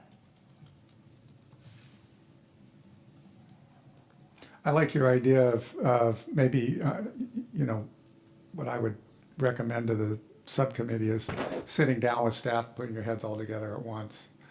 I think that's a good idea. I mean, as long as you guys can put time aside to do that, I think it would be. At least one of us can be available. Yeah. Well, I just think in that case, it's almost we can simultaneously work it and actually get the, help sort of put the information together, and then you've had more contact with the consultant, more sort of what the whole goal of this is. So I think that would be helpful. So I recommend that. And Max and Eric, does that sound like something that would you want us to help you do the brainstorming session? Oh, sure, I'm open to that. Sure, yeah. So the exercise would be like Yeah. the direct threats, factors for each of the different emission types. For each of the emission types, although I think it makes sense to start with the biggest emissions sources. You can take a look at the list and it's very clear that we're not as worried about things that we have zero control over, like freight or off-road vehicles or these things that aren't a huge issue here. So we'd focus on emissions sources like personal vehicle travel probably to start with. And then kind of get more detailed as needed. Yeah, and this isn't like to solve all these problems in a work session and come back with the solutions. Right, I think it's right. more to just say, well, let's take a high level view, and is this important and is this not, and Yeah. And I what are the think concerns? et cetera, et cetera. Yeah. Right. They said if solutions come out of this, put them on a separate sheet of paper. The whole point was like not to jump to solutions. Like if you have solutions, that's great, but that's not sort of part of this visioning process. And I think that's great. I mean, Max and I were talking about wanting to have a little bit more direct input to the process. So that's, yeah. Great. Yes. But then we think it is important to bring the discussion back to the committee. I just think it's very difficult to do a brainstorming session at a committee meeting. So. Our next meeting is December 5th, then, is that right? Yeah. So, Is this a particular methodology that they're using? I'm not sure. I didn't ask. But they've done this process before, and they prefer it over just creating mitigation strategies without kind of going into detail first. so Are they gonna be working with us, or the idea is just we? They basically provided a worksheet, a process, and a list of emission sources for us to brainstorm, and then share with them. But the sharing can be as easy as, we could write up a bunch of ideas on a whiteboard and take a photo for them. yeah. And I think ideally this would have been a work session with a consultant and the whole thing, but we're going for, I mean, we had a budget limitations on how much time we can burn with them. We want them to do the more writing, put together stuff, right? Yeah. So, I don't feel it didn't seem unusual for them to do it this way. I don't think that they need to provide expertise at this level of at this stage of the process. I imagine their expertise is in the threats they've put together. They've researched this and they know, I mean, we'll look at the list. I mean, if you guys look at it and think it's missing things, that's an opportunity there to bring that up too. Mm-hmm. Yeah. Okay, any other comments, questions on that? Just to go back briefly to the survey, would it be possible to put the deadline on the city calendar? I don't know how many people actually look at it. Oh, yeah, we could do that. Oh, I think it says they want you to finish it by October 31st. But put the deadline on the calendar, so if someone goes to the calendar, they say, "Oh, I should do the survey." That's a good idea. Yeah, no, that's a good idea. Okay. Claire, can I just clarify? So, Yeah. You're sending that out to us to work on, and then we'll contact you and set up a time to brainstorm. Yeah, I think, and I'm out of town for a couple weeks, so I think the best thing to do would be to coordinate with Lizzie. Lizzie can email the 3 CAP 2.0 subcommittee folks and set up a time between now and December 5th to meet. I assume in the evening, and we can meet here. We have an easel and stuff, so we can do some brainstorming. Yeah. So we'll contact you to set up a brainstorming session if that works for you. But can you send out that document? Oh yeah, sorry, I thought I did. But I Does it have a link? maybe I just sent the emission sources. Max, did you see something like that? I just saw the emission sources. Maybe you're right. Actually, I think maybe I sent the emission sources, but then I didn't send the update. Oops, sorry, it's the one that's online. No, it's this one. Okay, see we that. can send that too. You have a copy of that? And then I would send that to Stephanie also, right? Yeah. So that's it. And then just so we're relying on the survey and the subcommittee, and then sort of the full committee discussion on December 5th, and then for outreach, we're thinking once the mitigation strategies are developed in like February time frame, we'd like the committee to host a community workshop. So like at your regular meeting, we'll do something a little less traditional. Maybe the only thing on the agenda is the CAP 2.0, and we'll perhaps we'll video. We'll get a presentation from the consultants about the mitigation strategies and sort of the process. and then encourage people to come and engage in that conversation. And we don't know quite what that looks like yet. But So we're saying that the community engagement meeting would actually be a sustainability committee meeting. It would be at this time. and it yes, yeah, because in order to have you all here, really has to Actually, I like be that idea. a Brown Act meeting anyway to have you all here. So it makes sense to do it at the same time as a committee meeting. Also, it's very difficult to schedule another meeting because this room is pretty much always taken. So Yeah, so that, gosh, I'm looking at their last, they didn't up, this calendar is still relevant, right, from last month? I think so, but I can scroll down. This one up here. Oh, okay. Yeah, I think it's the same. yeah, it looks like it's the same. Okay. So they had engagement, boop, community meetings. Yeah, it was towards the end. I'm not seeing the community engagement one. Oh, there we go. Yeah, so we're talking about maybe doing it in the May, looks like the May Sustainability Committee meeting. No, I think the initial mitigation strategies would probably be February or March, and then we'd bring it to other committees and to refine, and then we'd bring a final plan to the committee. In Oh, the May so the public timeframe. comment period is different. That's not Yeah. about the draft. So when they say engage, so under task for engagement, I think that they there's didn't public event. include. There it is. Here it is. No, it's there. It's the third one down. What other committees are you talking about? Planning and zoning, traffic and safety, social and economic justice, perhaps economic development. Sort of depends. We'll have to talk to liaisons. Well, I am the liaison for one of those, but we'll have to talk to the other liaisons for to decide whether it's relevant to their committee, or maybe we just bring transportation mitigation strategies to traffic and safety or something like that. But at least get some engagement from the other committees, given their expertise too. Yeah, it was looking like somewhere in May. It might be our May meeting. Yeah. Yeah. Okay, so that I believe is the update for the climate action plan. Yeah. Okay. So, of course, there's no public for public comment. So moving on, 6.2, is that what we're on? I thought did we have the East Bay Community Energy? That's after this. Oh, that's after, okay. Okay, so discussion of subcommittee goals and actions. I think this one was still carrying over. We have essentially two active subcommittees right now, which is the CAP, which just got a assignment, and then the outreach.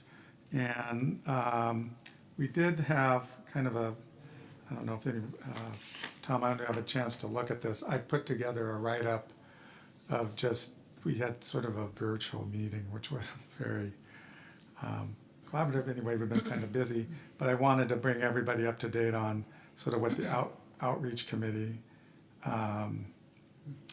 has. So can I pass these around or no? Okay, so that one, and there's three of that one. So again, we've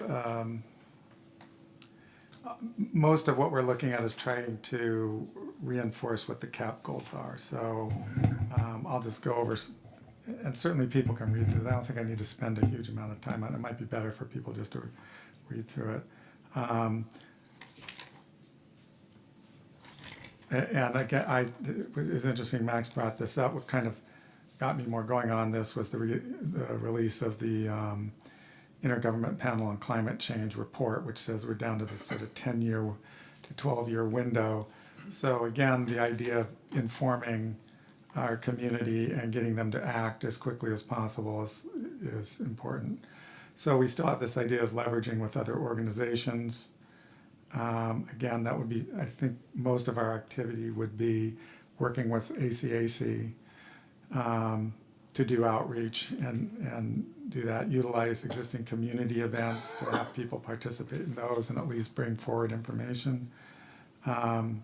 developing a strong social media and online presence, which of course the Albany Climate Action web platform through Community Climate Solutions is going to do. So we're moving along on that, and I want to get ACAC involved in maybe the school also, and getting that out and people more aware that they can check what their carbon footprint is and come up with plans on how to mitigate it. So the outreach for the rollout of EBC, I think we had a community, Albany has sent a flyer out now, right? East Bay Community Energy, and you'll touch on that on the next one, right? Sure. Yeah, okay. So we sort of help with some brainstorming on that. Again, I think it would be nice to build a closer partnership with Albany Unified School District about bringing in sustainable energy and energy efficiency in the schools and the new school projects, and not just being solar ready. We should be solar complete.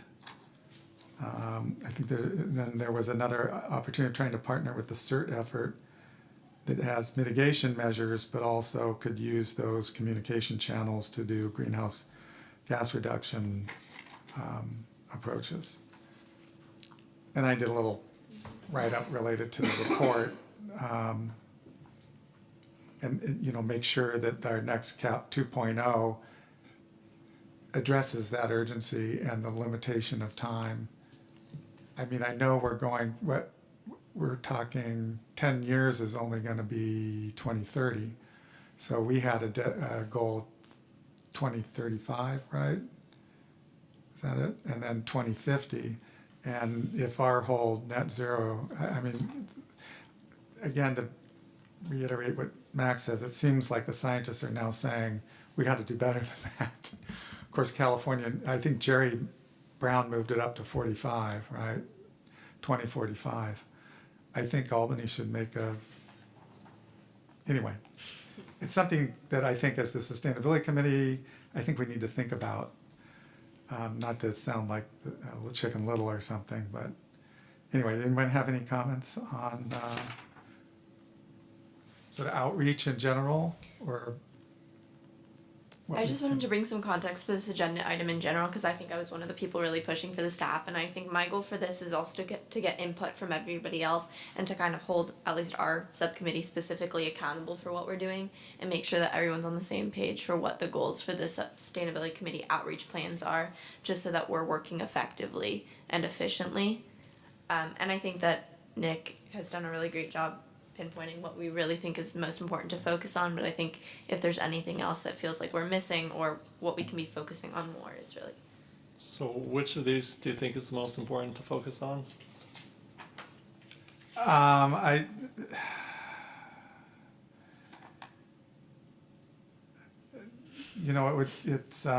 It wasn't put together as in a sort of priority thing. So, I mean, I think this originally came out of sort of a brainstorming session that Samantha, Tom, and I had, and then was elaborated a bit more with me. So I think probably pushing East Bay Community Energy, and then also the Community Climate Solutions portal, which would get people more informed, or probably what I would, in my mind. But I think this is open for discussion. I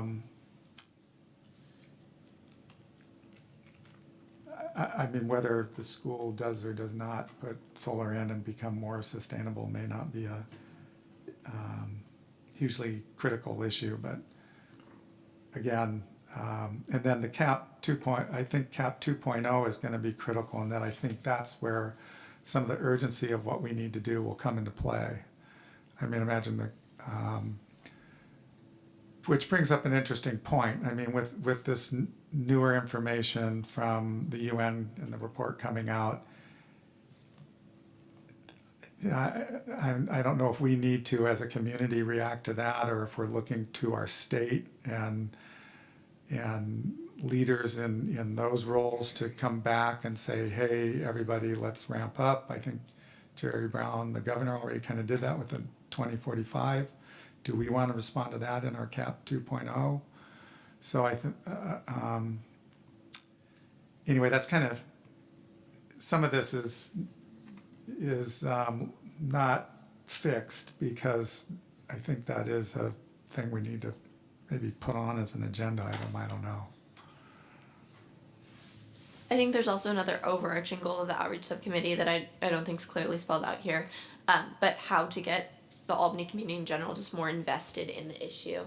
And I don't think we have an answer to that or a specific way to go about that, but just continuing brainstorming that. Well, I think we need to leverage, and other people can chime in on this, but I think any outreach we do, we need to leverage to make sure we get the biggest bang for the buck. And I think we've sort of identified, I think because there's, I mean, I'm not sure if we're being swayed by the technology and you know, that it's social media and everything, but here's a way to get a lot of people looking at the same problem simultaneously if we really encourage them to do it. And I think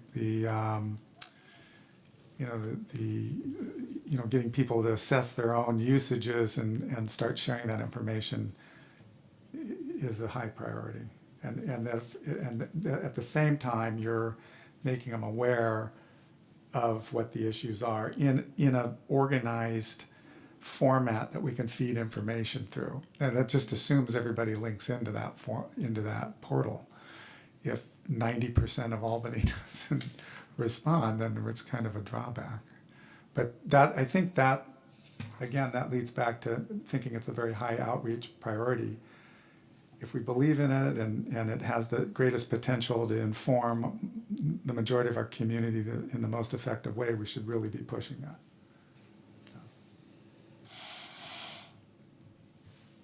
Any other comments? So I think the best way is door knocking. So I would rather the outreach committee or the committee do door knocking than just planning future activities or future Door knocking events. and do what? We need to give them Tell them something what you to tie believe in. into. Tell them what you believe in and tell them what's out there. Describe EVCE, describe solar PV that you put on your rooftop, anything. But I think that has value and that gets out there. So that would be my input. I think we need to take some of these plans and translate them into actions rather than just, we seem to be in a loop of planning and, I just like to get beyond the planning stage and into the action phase. And if that's not our charter, then we should roll it out to ACAC and tell ACAC, Yeah. we really think that you should do this, ACAC, because there's a big overlap between ACAC and this, so. Yeah. But I'm just tired of, seeing plans on paper, and it's as much impatience with myself as it is with, anyone in the committee. So I think promoting this, it could be people knocking on doors, that's true. Now, whether that's specifically the 3 people in the outreach committee that goes around and does all Albany, or where we try to, I think we need to do outreach to, again, there was this idea of meeting with community, neighborhood groups and trying to get more and more people involved so that you get a bit more of it. I agree, yeah. Yeah. Sometimes you send stuff out into the internet and it seems good, and then you look at, if you have the ability to even look at how many respond, you get 3 or 4 people, and that doesn't seem very effective, even though it seemed like you were casting it out to thousands. So I think that's something the outreach committee needs to work out as strategies, on how to do it. So welcome to, if people have ideas, send them on over. I also suggest just narrowing it down to 1 or 2 key items rather than 4 or 5, because I think it's really diluted, and we all have such constrained schedules that, if we think it's the EBC or the second item for the web platform, which is very interesting that we heard from last month, then I think we should try to just focus and have, rather than spreading ourselves too thin. I agree with Max. I think that there's an entity that we helped create to actualize the kinds of things that we're talking about. ACAC. That was the point. It's not going to be the sustainability committee that goes out and does the work. Right. Needs to be a community organization. That's why we created ACAC. So my recommendation would be that we come up with 3 things and prioritize them and recommend that at the next ACAC meeting. And then, work with ACAC to try and get things done. I think that's a great idea. So in fact, I think there was supposed to be an ACAC meeting yesterday, which got canceled, and then there'll be one. I think Jennifer was saying next after the election. Yeah. Jessica, right? Sorry. I haven't been as involved in ACAC, but I'm not sure. Are they really a body we can lean on at this point, or? Well, I think the intention of it was to try to mobilize some community action and to prioritize some key, campaigns or awareness campaigns, such as EBCE upgrading to 100% renewable, or it could be ZEV education and rollout. But I mean, that's kind of unspooling now. I think another interesting thing that we could explore is talking to the neighborhood leaders, and I know there's one person in charge of each of the neighborhoods, and I'm not sure if there's a list of all of their contacts, but reaching out to them specifically, and they host neighborhood events for their blocks and stuff, and reaching out to each of the block coordinators. This is through the CERT program, right? I think so. Yeah, so I think the best thing to do is I like that idea to coordinate with CERT, because I think you're right. There's the synergy here with the adaptation, climate resilience stuff, where you can actually use those members. There's a great volunteer group there that will be very interested in these issues, reducing the likelihood of a disaster, right? So I think they're planning to do quarterly meetings. They're still figuring out a time. One of the times that they were talking about was the 3rd Wednesday of the month, which I discouraged. So that's difficult. But once they figure out this quarterly meeting time, Nick's already on the CERT email list at least. Yeah. I think it might be good to get on one of those agendas early on to see how you can partner. Yeah. Okay. Well, that's a lot of good comments. So I think I think the next time that the outreach committee actually gets together, we'll prioritize, and I will consolidate it, focus on 2 things at most that we think will have the most bang for the buck, and maybe even invite Jessica, not Jennifer. Jennifer, yeah. Jessica Day to that meeting too, so we can start collaborating on that. And Just to chime in on the outreach channels is good to be thinking about, and ACAC is definitely our mode, or one of the main modes, but they're looking for us to give them what messages, what content we want, and in a prioritized way. So that's a real service that this committee can do for the outreach, is to prioritize the messages that are the most important, and sort of the capsule of the basis for that. So.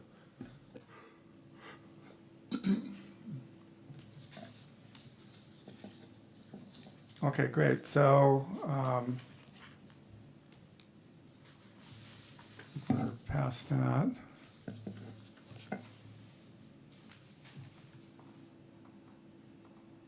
Okay, so let's move on. So if there are no other comments on that, I'll move on to 6-3, East Bay Community Energy Update. I always get confused. Sorry, Nick, can we give like a 5-minute update or so on the 2.0, CAP 2.0? Sure, go ahead. We also met. Yeah, go ahead. Briefly. Yeah.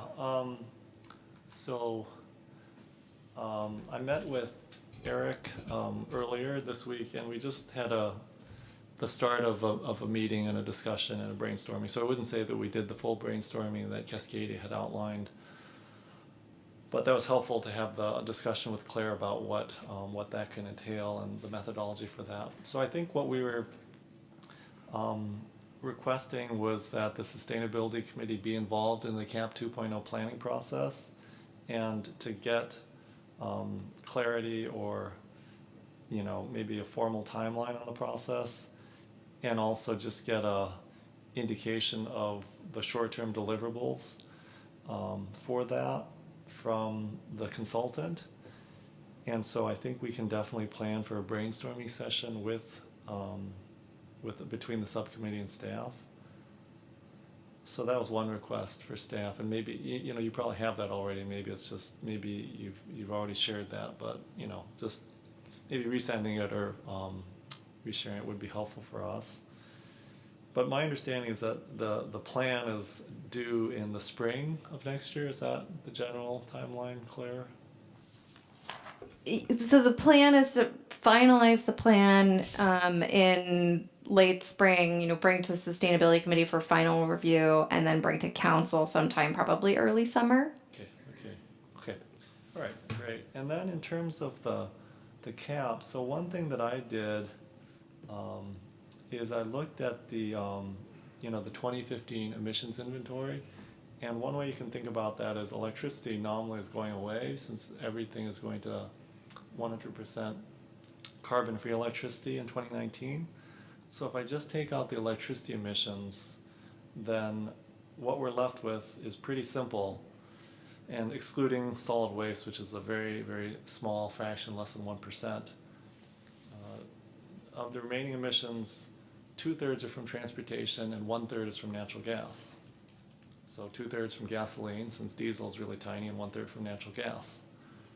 And of the transportation emissions, about 80% are from passenger vehicles. And of the natural gas, about 60% is from the residential sector. So without thinking too hard, we wanted to prioritize those two sectors. The passenger vehicle transportation sector and the natural gas residential sector. But again, the transportation emissions are about double. And one reason, again, going back to the last presentation, why it's double, it's so much higher than before, is because the methodology for allocating transportation emissions changed in the most recent greenhouse gas update from Stop Waste to account, to give more weight for out of city boundary travel. So that was just our first take, and I wouldn't be too surprised if that's, after our brainstorming, we end up there, because that's kind of what we've been thinking about for a long time, and we've been discussing for a long time. But perhaps with not so much focus on passenger vehicles, because we've been talking a lot about household emissions, stationary emissions from households. So for passenger vehicles, we really thought that zero emission vehicles have come a long way in terms of their cost reduction. And one of the big barriers was just to focus, again, this speaks to the outreach on education and awareness. So a lot of people don't know about ZEVs, may not be aware of rebates and incentives and so forth.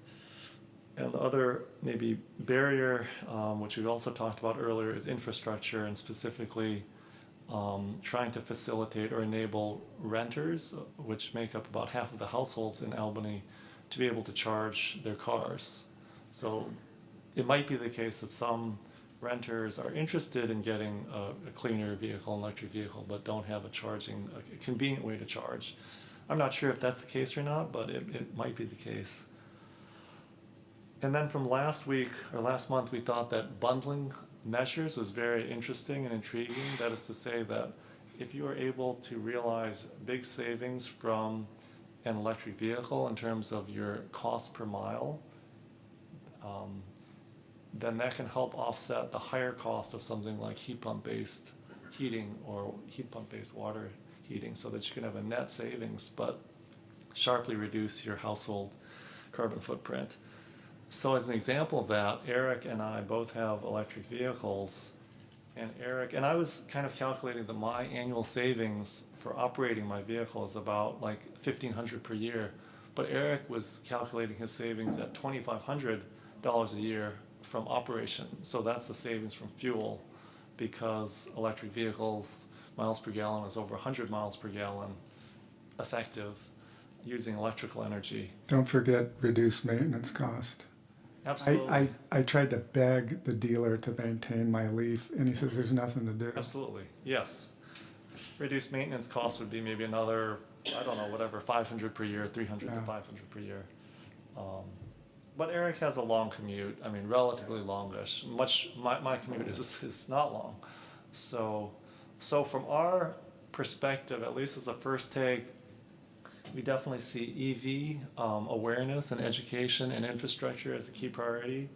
And then secondly, home electrification, so heat pump based water heating in particular. And then rooftop PV. So I think we had some debate about rooftop PV, whether to prioritize or not. You know, I think neither of us think that it's a bad thing. But the reason we don't prioritize it higher is just because we're already going to, you know, the EBCE, and you know, that's already, you know, doing a lot, at least nominally. And there is the option to upgrade to a 100% renewable option within EBCE. So one other thing, just a few more bullets. Sorry, I'm taking long. Can I Yeah. just make one point? I wouldn't, or I'd be careful about using the savings from electric vehicles to pay for other things, because the savings from the operating electrical vehicle is paying off the higher first cost, isn't it? Maybe that might be I mean, true, but typically- for me, I didn't have a first cost. I mean, I was leasing it, so my leasing cash up front was completely covered by the rebate. So yes and no. The first cost should be coming down. Maybe it's slower than we would like, but also depending on your ownership structure, like if you lease it and you get a good deal, you can actually have much lower first costs than you might expect. So that's part of, I think, the education and outreach. But I don't know if you have any different experience with that, Eric. No, I'm first cost. You're talking about buying the car. Yeah. Yeah, I mean, my perspective is, you know, people have to have transportation, so they're going to buy a car, whether it's electric or gas. So I didn't really factor that in as much. I factored more in the fuel savings maintenance costs. Because I think that's one of the barriers for people buying an electric car, because you look at buying an inexpensive gas vehicle versus an electric vehicle, there's typically a premium. Sure. Yeah, that can be the case, but on the other hand, if you lease, again, you can get some reduction in that first cost premium. If you're releasing a vehicle, electric vehicle, rather than keeping it long-term, you're neglecting the cost of having to replace the battery at some point in the future, and that's a very expensive component in an electric car. And so if you don't include that, you're fooling yourself.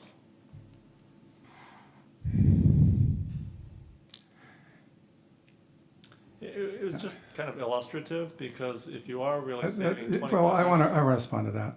I mean, that's also, first of all, you look at the maintenance on electric car. I mean, everyone throws the battery out as a big bugaboo and then says, I just killed the electric car because of the battery. Look at a gas-powered car. Transmission, valves, all that stuff blows out at around the 60,000. You can have the electric vehicle go way longer. They have 100,000 mile for the battery. So, and then, you know, at some point you may need to have a replacement battery or something.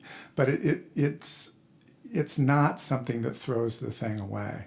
Well, I understand that, but if you're keeping it for a long interval of time, eventually you'll replace the battery. Yeah, well, just like you'll replace the transmission on a car. Yeah. Big wow. Well, So what? I'm just talking about electric vehicles themselves. I understand what you're saying, precisely.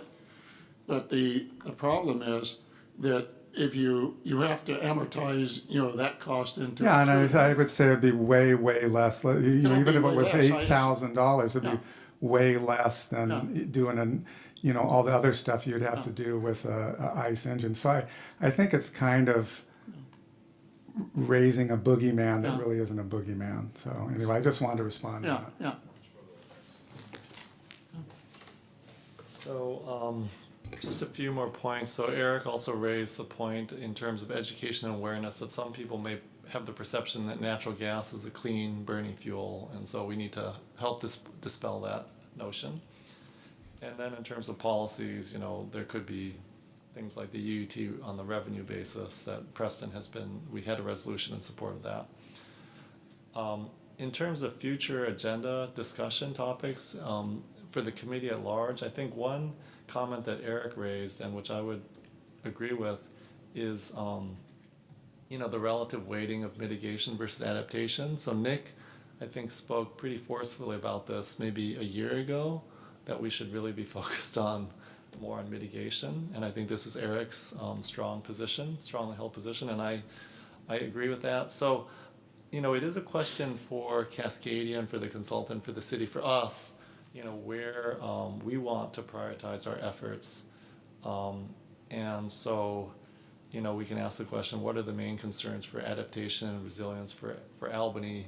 I mean, forest fires are not really a big issue. Heat waves are a lesser issue in Albany than, say, Fresno, although it's still a potential issue. Water, you know, shortages potentially, or water conservation. So there is a number of items. Sea level rise, again, you know, how serious of a threat is that? It might be a threat, but it doesn't seem like it's super serious yet.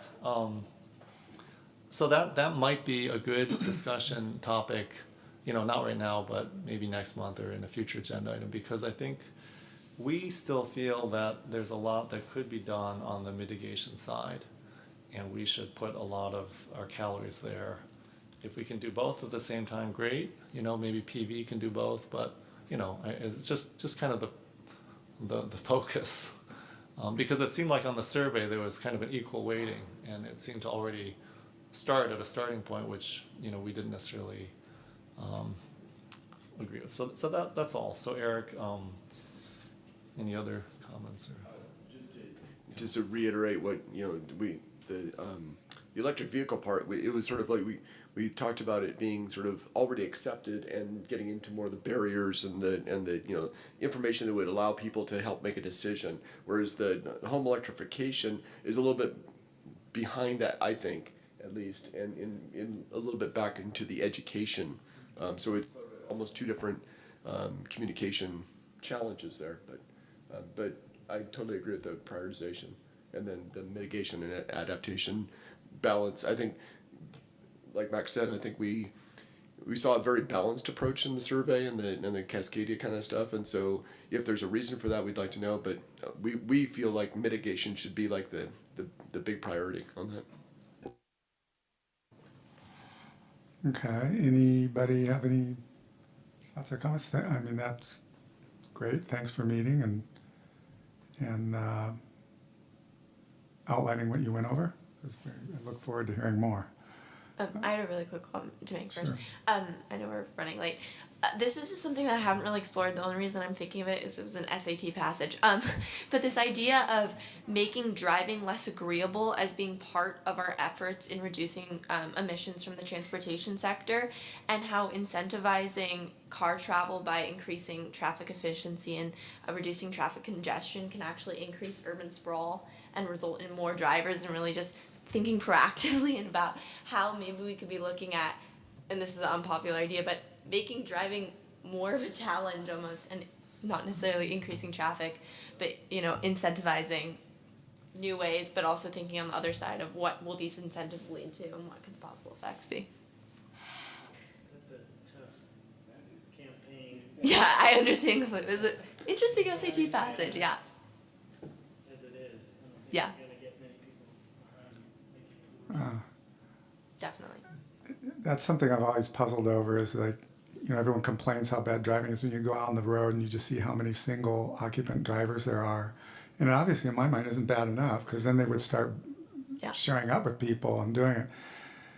So I know people don't like having the freedom of jumping in their car and driving everywhere impinged upon, but it's destroying the planet. So I think one good thing about the EV is it sort of automatically puts them on, because all of a sudden you have a car that can't go 200 miles somewhere, although you can get more expensive ones that do. But that's been really educational for me, is you have to really start thinking about where you're going and how you're going to do it, and do you really need to do it.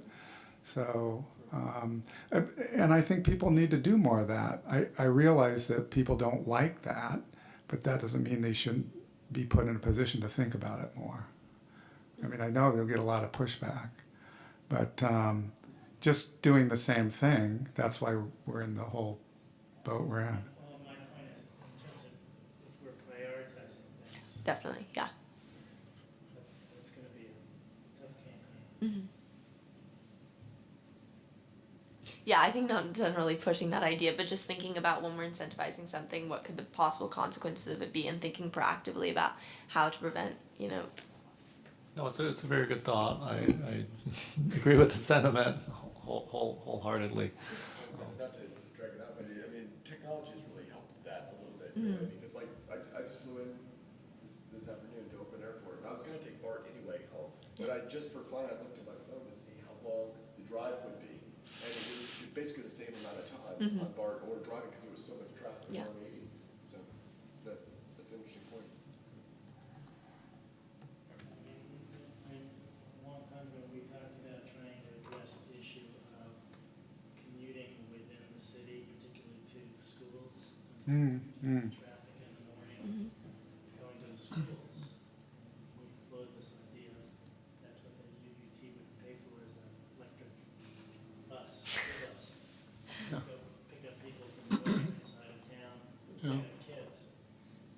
And, so I think looking, those kinds of things of how do you provide an alternative that's attractive to people, and they're doing it not because they're trying to save the planet, but because it's convenient for them. They don't have to take their kids to the middle school or high school.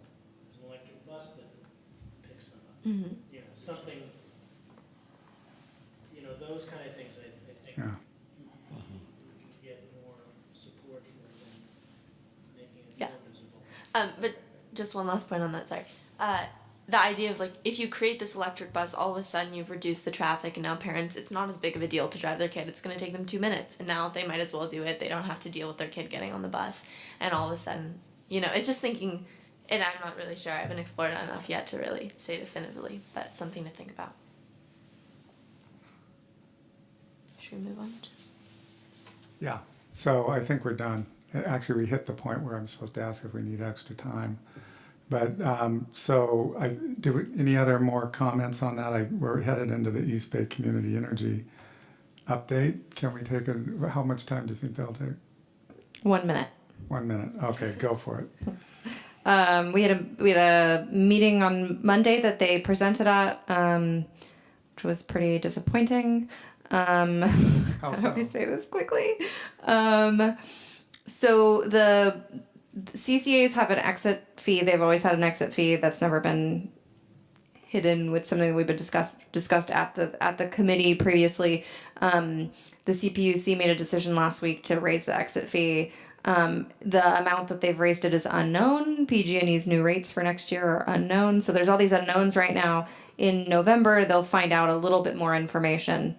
But the EBCE presentation was supposed to be about their local development business plan, which it was a tiny bit about. It was a feel-good item about installing solar in Albany and sort of trying to gauge council's priorities. But instead, it was really about their concerns. They don't trust that EBCE will provide the rates that they've promised because of an article they read that was quite dramatic. The city council? So, I mean, that's just the update, is that there's some discomfort. People kind of are feeling distrustful of EBCE, and the representative from EBCE did not do them any favors. I will say that publicly.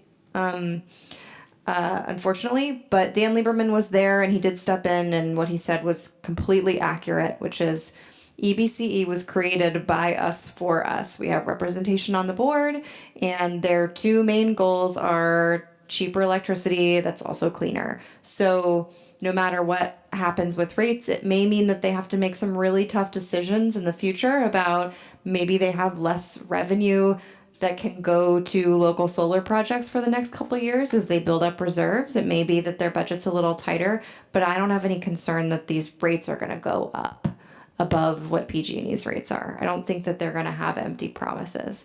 But that was council's concern because they read this news media article that was Yeah, sensationalized.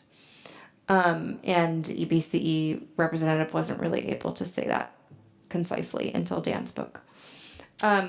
So that's kind of the update. If you hear anything on the upside, we've been doing a lot of promotions for opting up in a variety of our media sources, and we created a postcard.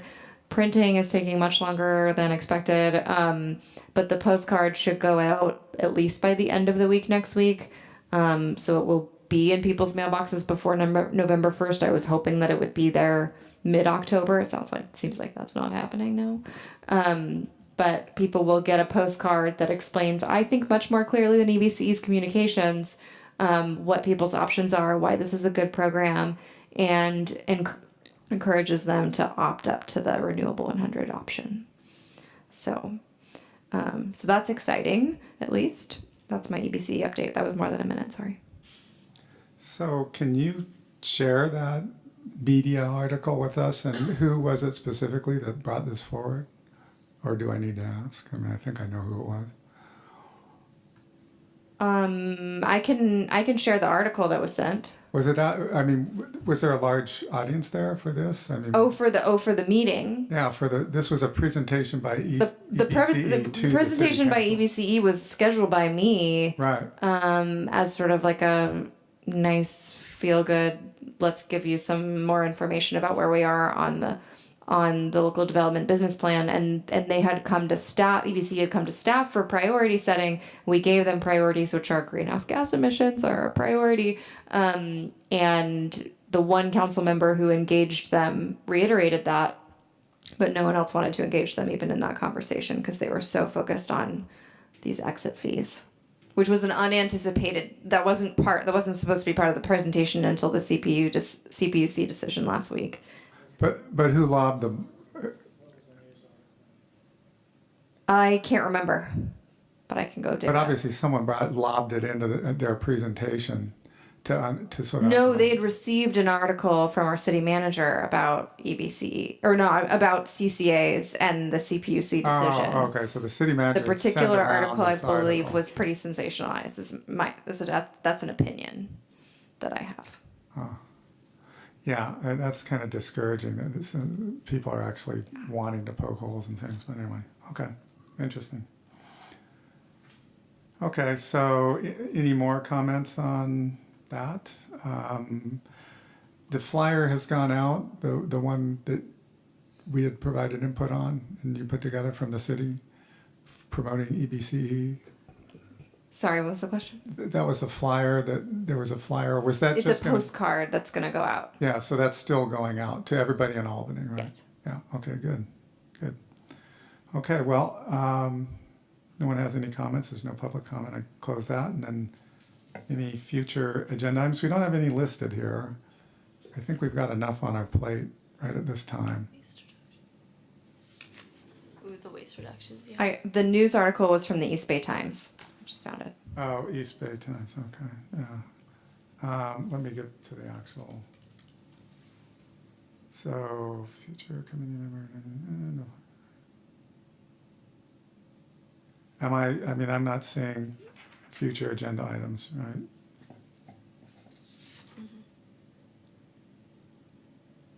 I'm looking at the Yeah, agenda there's that's not any, online. So, does anybody want to suggest any? No, okay, so. We have plenty. Oh, you do? We have holdovers from this meeting. So we have the regular standing CAP 2.0 update. We have, which will include a conversation about these brainstorming sessions.